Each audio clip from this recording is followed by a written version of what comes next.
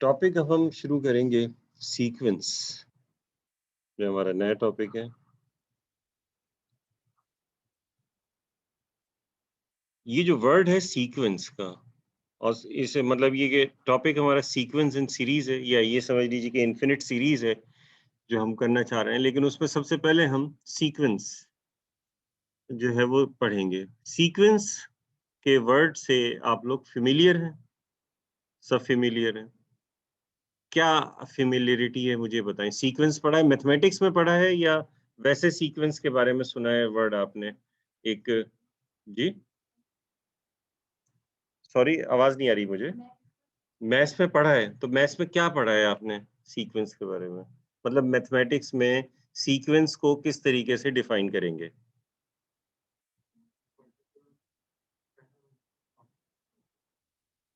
और कोई बताएगा? कोई जो ऑनलाइन जो स्टूडेंट क्लास ले रहे हैं वो बताए, कोई मैथमेटिक्स में सीक्वेंस को किस तरीके से डिफाइन करेंगे?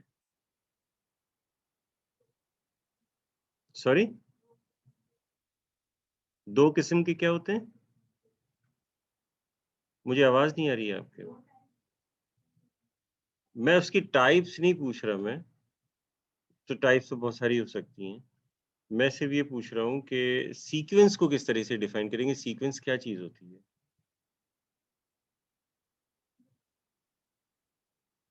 ये ऑनलाइन जो स्टूडेंट्स हैं उनके पास आवाज़ आ रही है मेरी? ये मुझे बताएं, सीक्वेंस का किसी को पता है कि कोई डिफाइन कर सकता है सीक्वेंस? किसी ने कुछ लिखा है? ज़रा देखते हैं क्या लिखा है ये। A series of any element continuing in a specific order pattern, वो तो अभी किसी ने बताया भी था। ठीक है, नहीं सीरीज इस तरह से हम नहीं डिफाइन करते मैथमेटिक्स में। ये आप डिक्शनरी में जो है वो सीक्वेंस की डेफिनेशन देखें तो ये लिखी होगी। ठीक है, ऑक्सफोर्ड की डिक्शनरी या कोई और डिक्शनरी। हम यहाँ पर जो है मैथमेटिक्स में सीक्वेंस को डिफाइन कर रहे हैं। मैथमेटिक्स में सीक्वेंस को डिफाइन करते हैं कि ये सीक्वेंस, किसी ने कुछ लिखा है, देखते हैं क्या लिखा है। ऑर्डर लिस्ट ऑफ एलिमेंट्स, नहीं भाई। ए सीक्वेंस इज ए फंक्शन। तो पहली चीज तो ये हो गई कि sequence is a function. Function आपको पता है कि क्या होता है? ठीक है ना, फंक्शन के बारे में आपको पता है, फंक्शन इज ए रूल। ठीक है ना, दैट,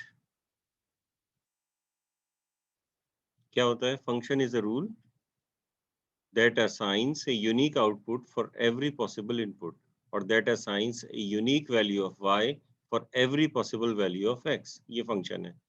तो सीक्वेंस इज अ फंक्शन, यानी कि फंक्शन है, तो फंक्शन की जो डेफिनेशन होगी इसको सेटिस्फाई कर रहा होगा। Sequence is a function whose, अब उसमें क्या होता है, वैल्यू ऑफ एक्स क्या होती है? डोमेन होती है, और वैल्यू ऑफ वाई उसकी रेंज होती है। तो रेंज का कोई प्रॉब्लम नहीं है। A sequence is a function whose domain is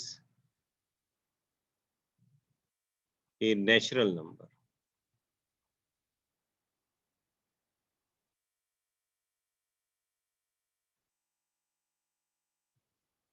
और पॉजिटिव इंटीजर, ये इस तरह से लिखते हैं।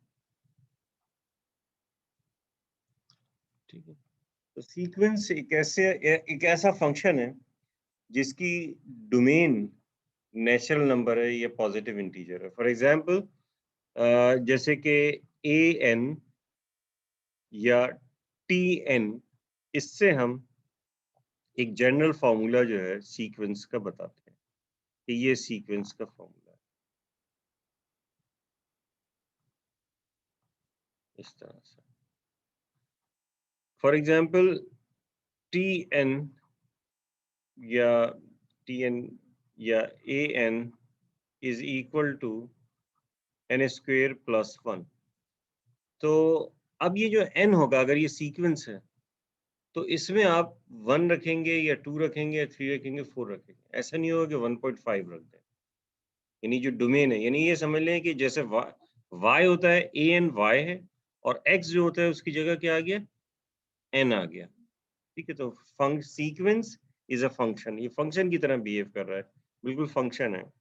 लेकिन फर्क सिर्फ इतना है कि वो जो nth टर्म होती है या जनरल टर्म होती है सीक्वेंस की, जो उसमें इंडिविजुअल एंटिटीज हैं वो टर्म्स कहलाती हैं। तो जो nth टर्म होती है, उस nth टर्म किसकी जगह आ जाती है? y की जगह या f ऑफ x की जगह। यानी ये समझ लें कि बिल्कुल वैसे ही है जैसे f ऑफ x है। और ये जो फॉर्मूला था n स्क्वायर प्लस 1, ये अगर देखें कैलकुलस में जैसे फंक्शंस में, तो x स्क्वायर प्लस 1 होता है। लेकिन जब ये फंक्शन इस तरह से लिखा होता है तो कोई भी रियल नंबर x की जगह रखा जा सकता है, ठीक है। डिनोमिनेटर वगैरह होता है या स्क्वायर रूट होता तो फिर जो है वो प्रॉब्लम होती। लेकिन जो है वो इसमें कोई भी रियल नंबर रखा जा सकता है। लेकिन अगर ये सीक्वेंस है तो फिर ये यही फंक्शन एक ऐसा फंक्शन हो जाएगा कि जिसकी डोमेन सिर्फ नेचुरल नंबर हो। यानी कि n की वैल्यू फिर आप 1 2 3 4 5 इस तरह से रख सकते हैं, ठीक है। ये जो डेफिनेशन है ये कवर करती है हर किस्म की सीक्वेंस को, और वो किसी भी टाइप की सीक्वेंस। जी आप कुछ कहना चाह रहे हैं? रेंज कुड बी एनीथिंग, ठीक है, कुछ भी हो सकता है।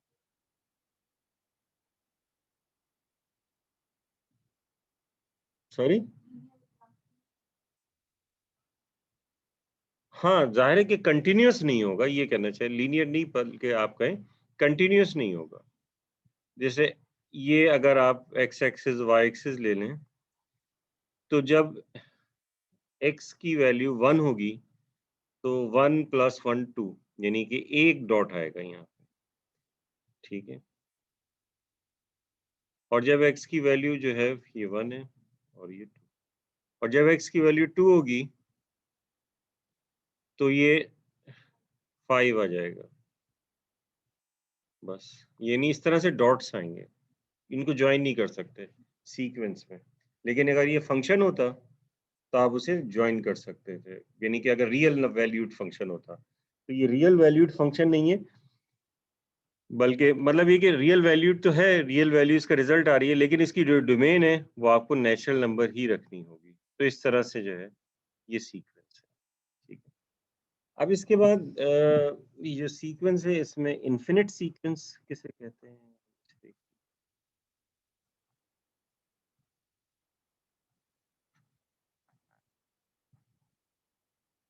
ये रिकॉर्डिंग हो रही है? नहीं, मैंने बीच में स्टॉप की थी।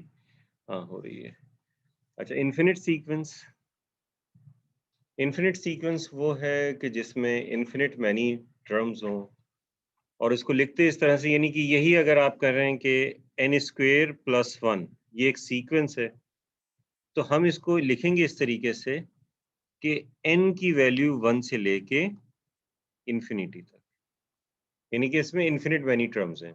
और इसका मतलब ये होगा कि n की वैल्यू 1 हुई तो ये 2 हो जाएगा, 2 होगी तो ये 5 हो जाएगा, 3 हुई तो 10 हो जाएगा, and so on till infinity, ठीक है। तो ये यानी कि nth टर्म भी आएगी इसमें, जब n की वैल्यू n होगी तो ये n स्क्वेयर प्लस 1 होगा, और फिर इसके बाद n प्लस 1 होगी तो और आगे चलेगा। इस तरह से ये इन्फिनिटी मैनी टर्म्स होंगी इसमें। कोई और जो है वो जो है टर्म्स हो सकती, जैसे y इक्वल्स या एक n इक्वल्स 1/n, ये हमने ले लिया, ठीक है,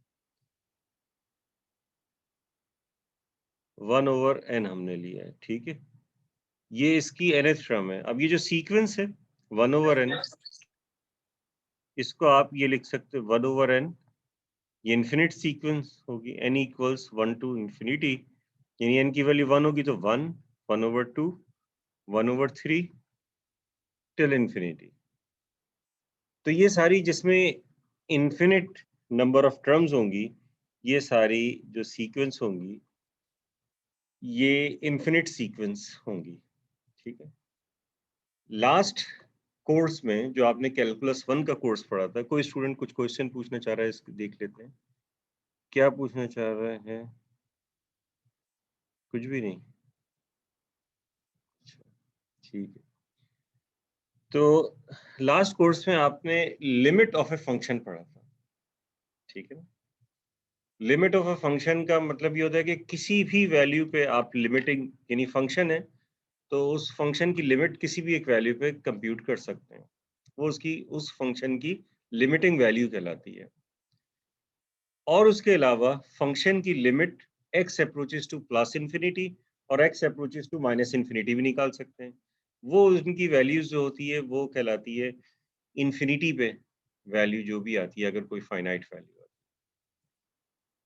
तो अब हमारे पास क्योंकि ये जो सीक्वेंस है ये भी एक फंक्शन है, तो इसका मतलब ये हुआ कि इसकी भी लिमिट कंप्यूट की जा सकेगी, जैसे कि हम जो है वो फंक्शन की लिमिट कंप्यूट करते थे।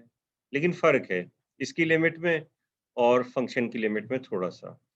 वो फ़र्क ये है कि अगर इस बेसिक डेफिनेशन को हम देखें, तो जो हमारे पास जो डेफिनेशन है लिमिट की, ये एक्स एक्सिस ये वाई एक्सिस होता था। अब हमारे पास कोई भी अगर कर्व है इस तरह से और इस जगह पे हम लिमिट कंप्यूट कर रहे हैं, ये पॉइंट ए है, तो हम limit x approaches to a from left कहते हैं, तो लेफ्ट साइड से इसकी तरफ अप्रोच कर रहे होते हैं, इसी तरह से होता है। ठीक है, अगर ये y equals function of x है और इसी तरह से राइट हैंड साइड से जो है वो अगर आ रहे हों इसकी तरफ, तो ये और फिर बराबर होती थी, हमने पढ़ा था अगर लिमिट एग्जिस्ट कर रही हो x approaches to a from right f of x। ठीक है, तो इस तरह से फंक्शन की लिमिट हम कंप्यूट करते थे। यानी कि अगर ये फंक्शन होता f of x equals 1/x, ठीक है ना, इसी तरह से 1/x पॉजिटिव रीजन में जो ग्राफ होगा वो इस तरह से होगा। अब अगर ये और a जो है वो कोई भी पॉइंट हो सकता है यहाँ पर, लेकिन अगर इसी चीज को हम एक सीक्वेंस कंसीडर करें और सीक्वेंस को प्लॉट करें, तो अगर हमारे पास यही सीक्वेंस है an इक्वल्स 1/n, तो इसको जब हम यहाँ पे देखते हैं, ये x एक्सिस है, ये y एक्सिस है। जब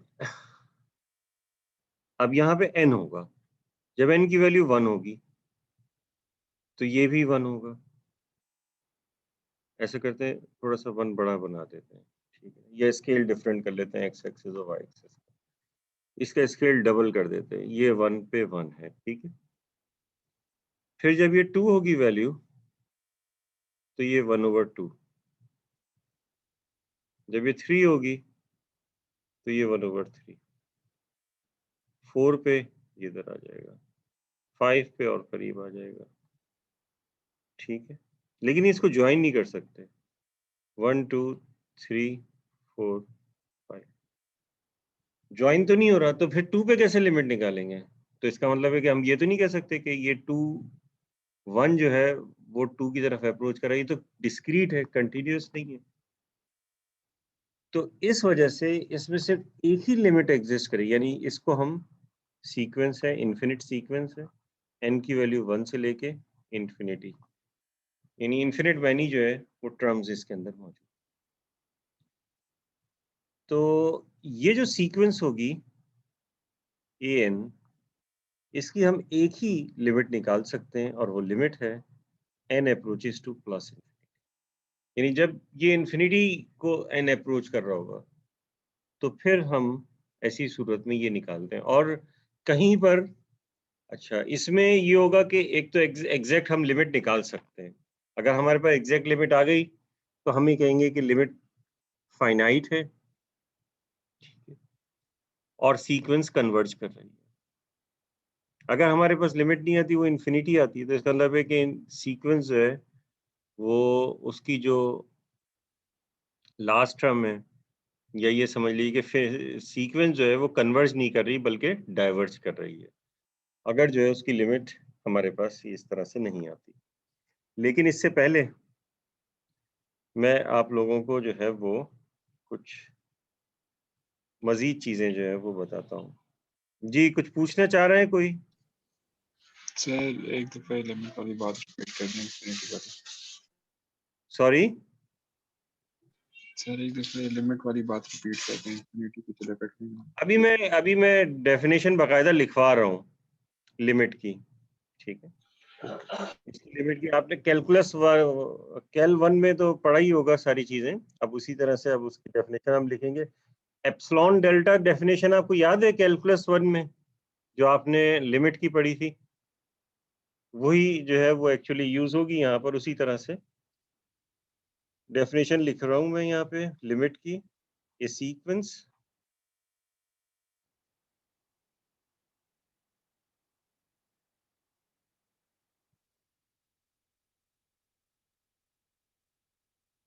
एन, तो ये हमारे पास जो है सीक्वेंस है is said to be, is said to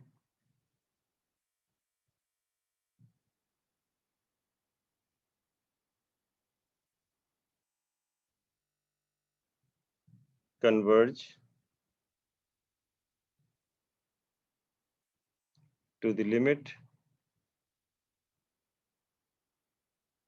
L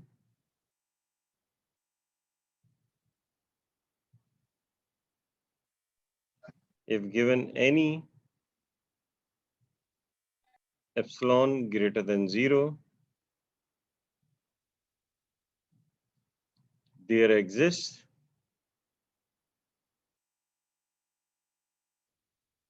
a positive integer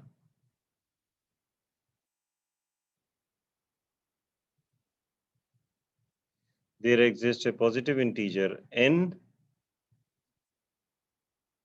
such that absolute an minus L is less than epsilon। ये एप्सिलॉन एक ही जैसे है, पहले वाले को भी वैसे ही कर दूं जैसे दूसरे।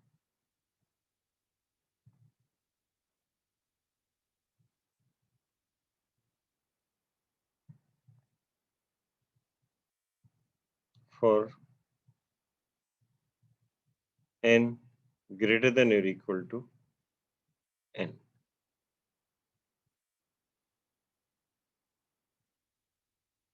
In this case, we write limit n approaches to plus infinity an equals L, ठीक है। और इसके अलावा सीक्वेंस डाइवर्ज होगी अगर उसकी लिमिट एग्जिस्ट नहीं कर रही होगी, यानी कि अगर लिमिट L, यानी हमें किसी एक एप्सिलॉन के लिए जो कि ग्रेटर देन 0 हो, ठीक है ना। A sequence is said to converge to the limit L if given any positive epsilon, there exists a positive integer n। एक पॉजिटिव एप्सिलॉन के लिए पॉजिटिव इंटीजर मिल जाए such that n minus l की absolute value less than epsilon हो जाए, यानी कि रेडियस है ये, for n is greater than और इक्वल, यानी कि कैपिटल एन जो है उससे सारी एन की वैल्यूज बड़ी हों, तो उनके लिए तो ऐसी सूरत में फिर हम ये कहते हैं कि उसकी लिमिट एग्जिस्ट कर रही है। यानी कि ये जो चीज है इसका मतलब ये होता है कि an minus l is less than epsilon and less than minus epsilon, or an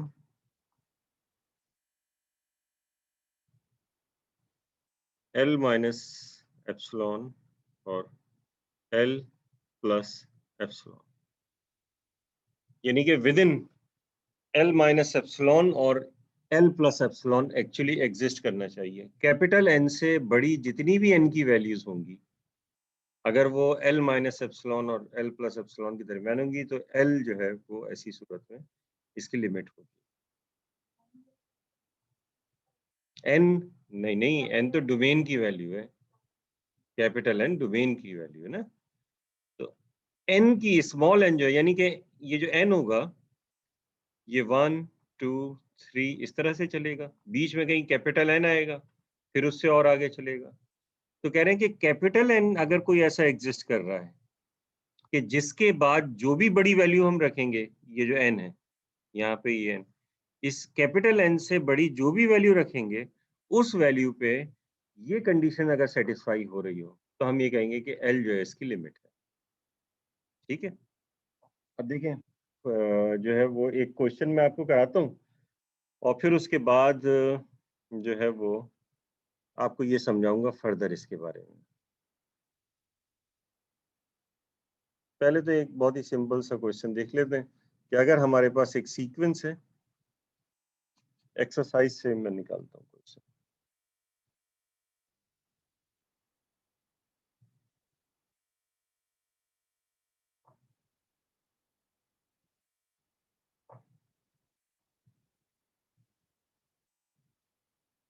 n over n plus 2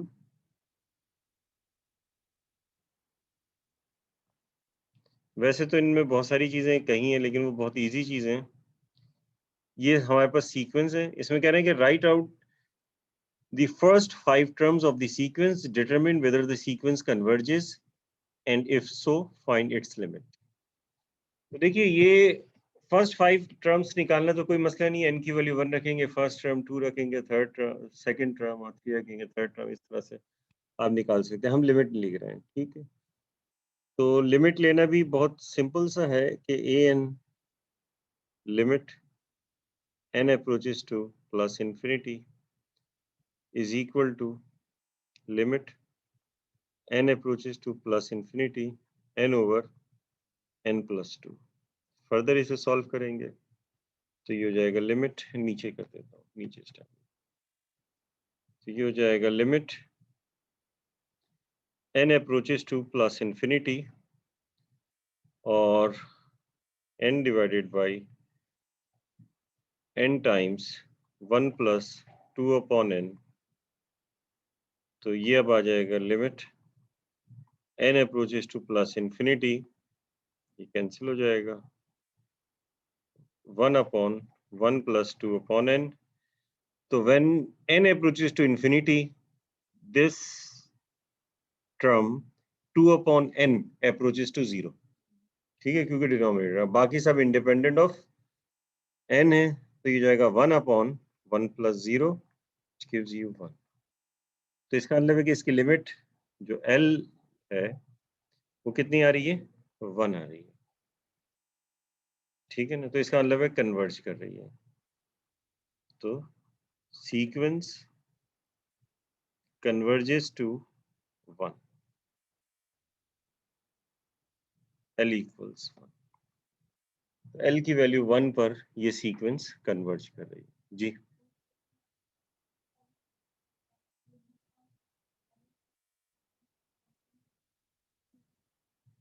limit निकालेंगे तो ही तो पता चलेगा, अगर उसकी फाइनाइट लिमिट आ रही है तो फिर 5 टर्म्स से थोड़ी आपको पता चलेगा कन्वर्ज हो रहा है या नहीं हो रहा, वो तो 5 टर्म्स पता चल जाएंगे जी।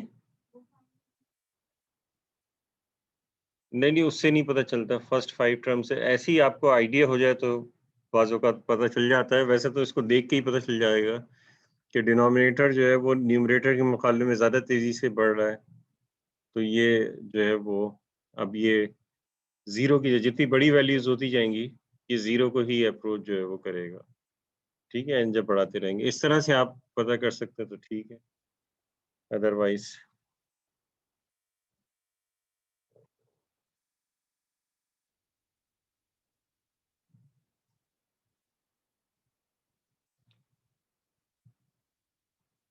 अच्छा ये इस तरह से ये हम इसकी लिमिट कंप्यूट कर सकते हैं। लिमिट कंप्यूटेशन के लिए वो सारे रूल जो आपने इससे पहले पढ़े थे वो सब यहाँ पर एप्लीकेबल होते हैं, यानी कि लिमिट की कंप्यूटेशन फंक्शन में आपने पढ़ी थी, फंक्शन के लिए आपने लिमिट के जो फॉर्मूले पढ़े होंगे कंप्यूट करने के लिए वो सब यहाँ पे यूज किए जा सकते हैं।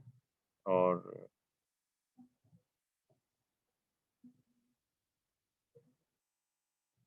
न्यूमरेटर और डिनोमिनेटर को सेपरेट कर दें, क्या मतलब?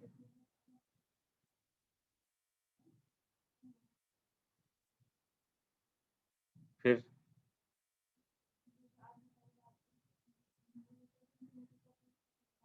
हाँ हाँ हाँ, लेकिन इससे क्या होगा फिर?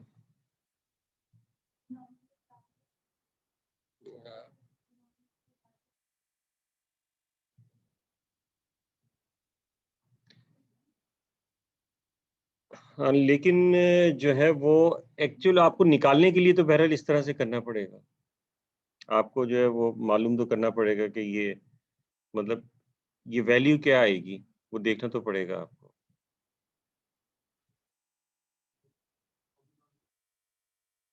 हुँ। ये टेक्नीक आप यहाँ पे अप्लाई कर सकते हैं, लेकिन प्रॉब्लम क्या है ऑर्बिटल्स रूल अप्लाई ना करने की कि किस वजह से हम अप्लाई नहीं कर सकेंगे?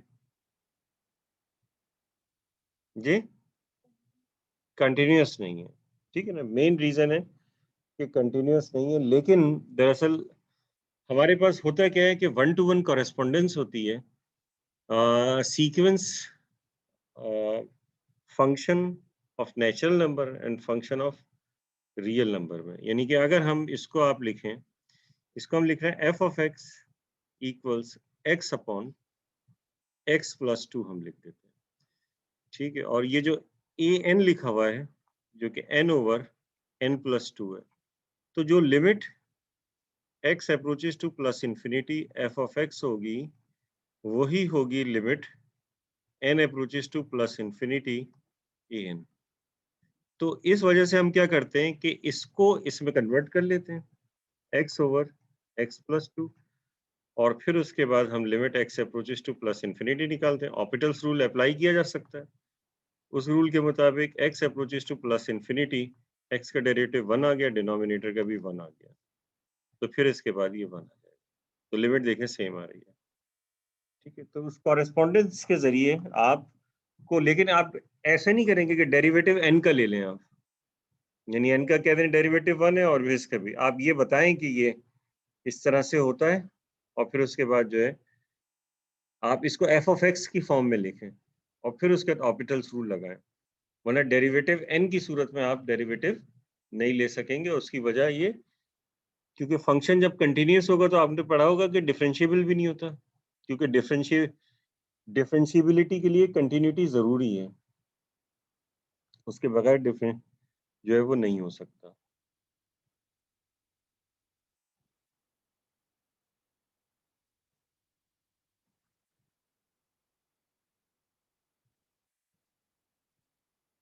अब देखिए कुछ और सीक्वेंस के बारे में जो है वो आपको बताता हूँ। अब जैसे ये है,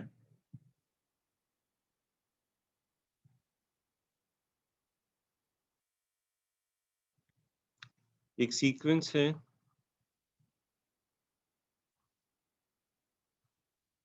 1/2 to the power n,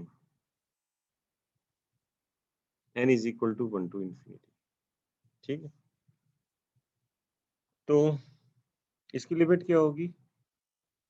limit n approaches to plus infinity 1/2 to the power n। ये बहुत सिंपल है। Whenever n approaches to infinity, तो डिनोमिनेटर approaches to infinity, तो when denominator approaches to infinity then fraction approaches to 0, तो ये आपके पास 0 आ जाएगा। तो इसका मतलब सीक्वेंस कन्वर्ज कर रही है और इसकी लिमिट जो है वो हमारे पास 0 है, ठीक है?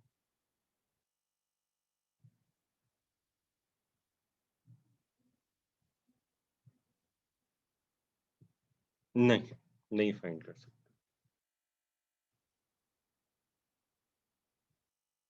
बट डायरेक्ट हम लिमिट वो जो टर्म की वैल्यू निकाल लेते हैं। जी, n अप्रोचेस टर्म का नंबर नहीं है ना वो, हमें बताना होता है कि टर्म जो है कौन सी है। तो टर्म स्टार्ट होती है 1 से। वैसे फॉर्मूले के लिहाज से तो 0 रखा जा सकता है उसमें। वो तो आप नेगेटिव वैल्यू भी रख दें, कुछ भी रख सकते हैं, ठीक है? मैथमेटिकली तो आपको नज़र आ रहा है कि रख सकते हैं। लेकिन वो सीक्वेंस की डेफिनेशन को वायलेट करेगा, ठीक है? सीक्वेंस की डेफिनेशन ये है कि उसकी जो डोमेन होगी वो नेचुरल नंबर होगी। तो आप इसका मतलब है कि डोमेन से ही बाहर जा रहे हैं फिर। तो फिर इस वजह से जो है वो नहीं कर सकेंगे इसका। और आप एग्ज़ैक्ट वैल्यू निकाल सकते हैं 1 पे या 2 पे, तो उसकी ज़रूरत भी नहीं है। हम एक्चुअली जो है सीक्वेंस की लिमिट ले रहे होते हैं, तो सीक्वेंस की लिमिट लेने का मतलब ये होता है कि सीक्वेंस के लिए ये किसी का माइक जो है वो म्यूट नहीं है, इसको मैं खुद ही म्यूट कर देता हूँ। तो सीक्वेंस की लिमिट जो है वो लेने का मतलब ये होता है कि हम टर्म जो इन्फिनिटी पे आएगी, जब n इन्फिनिटी हो जाए तो उस वक्त जो टर्म आएगी वो एक्चुअली टर्म निकालेगी, ठीक है। मतलब लूजली स्पीकिंग तो इस तरह से होता है। अब अगर आपके पास एक सीक्वेंस है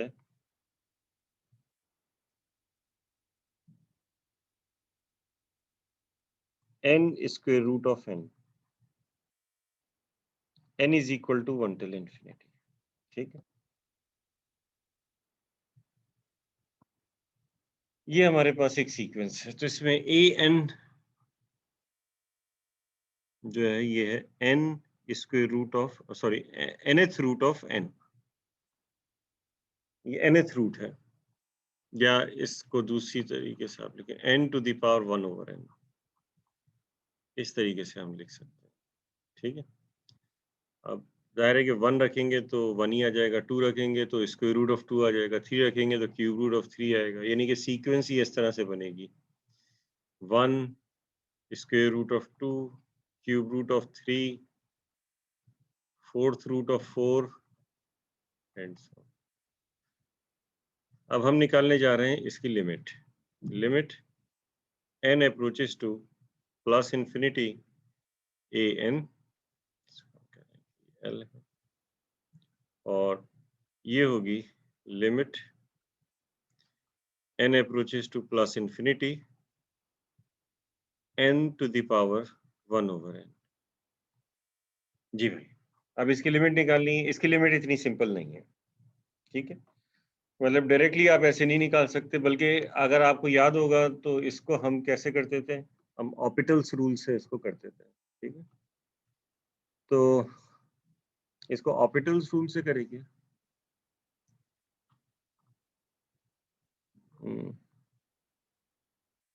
तो उसमें हमने ले लिया कि let f of x equals x to the power 1 over x, तो ये इस तरह से आ गया। अब हम इसकी लिमिट निकाल लें, limit x approaches to plus infinity f of x equals limit x approaches to plus infinity x to the power 1 over x, ठीक है। अब ये इंफिनिटी टू द पावर 0, ये हमारे पास है फंक्शन, ठीक है। जब इंफिनिटी टू द पावर 0 हो तो फिर हम इसकी फॉर्म चेंज करते हैं, आपको याद होगा, ठीक है। तो किस तरीके से करते थे हम इसको, हम इसको let y equals x to the power 1 over x, और फिर उसके बाद log y equals 1 over x log x, ठीक है। दोनों तरफ log ले लिया आपने। अब इसके बाद लिमिट लीजिए, limit x approaches to plus infinity log y equals limit x approaches to plus infinity 1 over x times log x। अब ये 1 ओवर इंफिनिटी 0 0 और log infinity infinity 0 times infinity है, तो इसे फिर आप ये कर लीजिए limit x approaches to plus infinity log x over x। अब इंफिनिटी ओवर इंफिनिटी की फॉर्म आ रही है, ऑपिटल्स रूल अप्लाई किया जा सकता है। तो इसकी ऑपिटल्स रूल ये होता है कि जब डेरिवेटिव लेते हैं तो न्यूमरेटर और डिनोमिनेटर का अलग-अलग डेरिवेटिव लेने के बाद फंक्शन की जो फ्रैक्शन होता है उसकी लिमिट पे कोई फर्क नहीं पड़ता, तो ये हो जाएगा limit x approaches to plus infinity log x का डेरिवेटिव 1 ओवर x और x का डेरिवेटिव 1, तो अब ये क्या हो जाएगा आपका 0, ठीक है। तो यहाँ पर क्या है, log y है, limit x approaches to infinity log y, तो ये हो जाएगा limit x approaches to plus infinity y equals log y है तो y क्या होगा, e to the power 0, और e to the power 0 होता है 1, तो इसका मतलब ये हुआ कि l is equal to 1। तो ये हमने इस तरह से इसकी लिमिट निकाली, समझ में आई।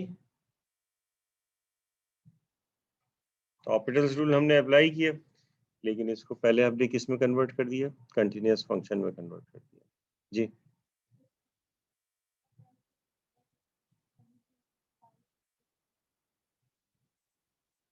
एनीथिंग टू द पावर 0 1 कब होता है? Anything to the power 0 except 0 infinity is 1.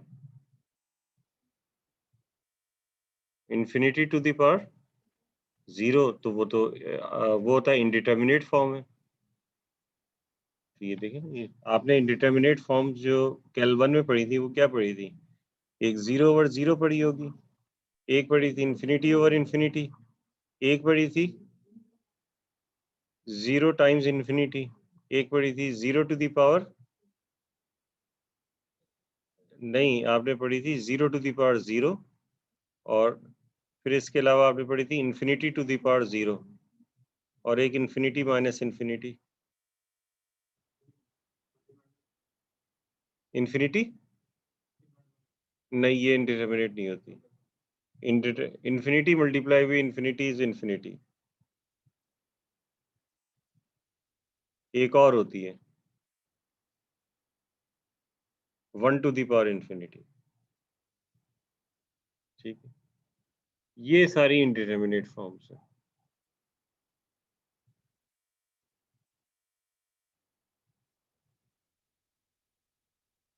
ये आप लोगों ने पढ़ी तो होंगी ना, याद नहीं है बस आप लोगों को।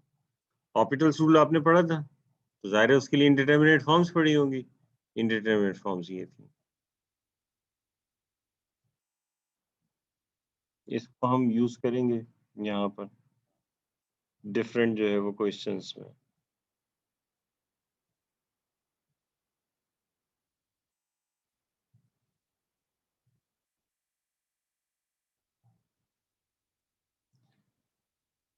हम्म,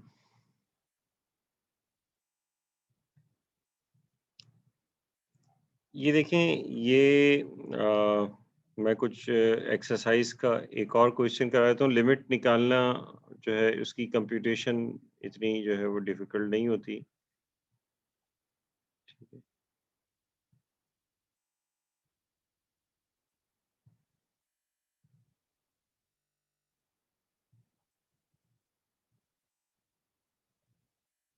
अब इसके बाद कुछ और सीक्वेंस देख लीजिए, जैसे ऑल्टरनेटिंग सीक्वेंस होती है, यानी कि जिसमें ऑड नंबर में कुछ और टर्म्स होती हैं, इवन नंबर्स में कुछ और टर्म्स होती हैं।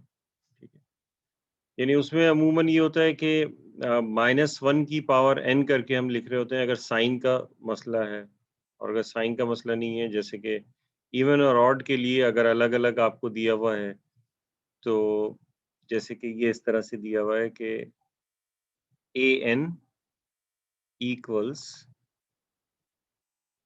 0 if n is even, 1 if n is odd।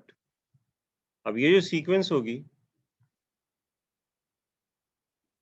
इसमें बस ये दो वैल्यूज आएंगी, यानी कि n की वैल्यू 1 है तो ये 1 आ जाएगा।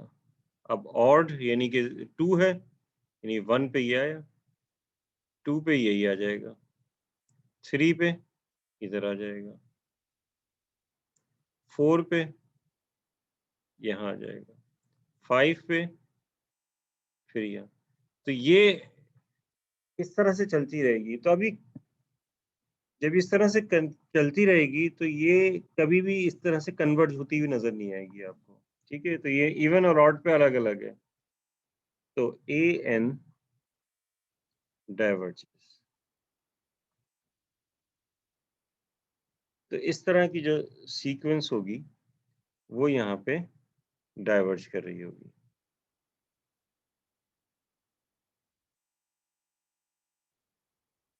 अब इसके अलावा क्या कहते हैं उसे, एक और मैं आपको जो है वो सीक्वेंस के बारे में बता देता हूँ।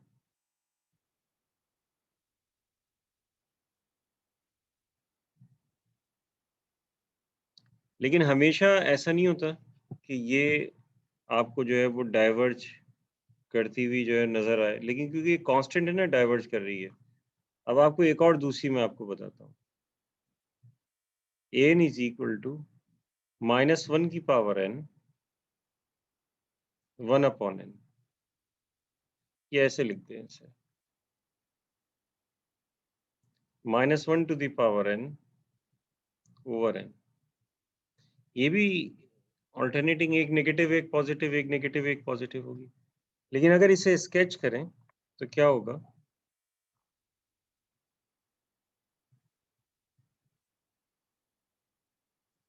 जब x 1 2 3 4 5 6 7 8, ये यहाँ पे 1 बना देते हैं, ये यहाँ पे -1, थोड़ा स्केल चेंज कर दिया ना मैंने। अब इसके बाद देखिए कि अगर जब एक n 1 होगा तो ये -1 आएगा यहाँ पे, ठीक है। फिर जब 2 होगा तो ये +1/2 आ जाएगा, ठीक है ना, क्योंकि पॉजिटिव n -1 की पावर 2 हो जाएगी, प्लस आ जाएगा। फिर जब n 3 होगा तो -1/3 आएगा,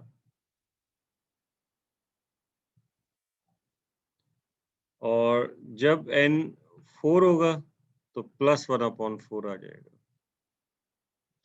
5 पे -1/5, 6 पे +1/6, 7 पे -1/7, और 8 पे +1/8। अब देखिए क्या हो रहा है, ये ऑल्टरनेट तो है, ये ऊपर नीचे जा रही है, ऑसिलेटिंग है, लेकिन ये बहरहाल कन्वर्ज हो रही है, आपको पता है, ये इसका एक पैटर्न नजर आ रहा है, कोई 0 पे कन्वर्ज हो रही है, ठीक है। तो इसकी लिमिट जो होगी, जब आप इसको कंप्यूट करेंगे, limit n approaches to plus infinity an, ठीक है, limit n approaches to plus infinity -1 की पावर n ओवर n, ये होगा 0, यानी ये 0 को जो है वो अप्रोच।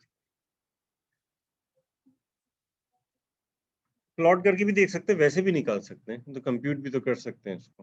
प्लॉट करके जब आपसे स्केच करने के लिए कहा जाए तो आप स्केच भी करें, सीक्वेंस बताएं कि किस तरीके से, ठीक है। तो इसको मैं यहीं पे स्टॉप करता हूँ। इंशाल्लाह नेक्स्ट क्लास में इस टॉपिक को इंशाल्लाह हम और आगे करेंगे। थैंक यू, अल्लाह हाफिज़।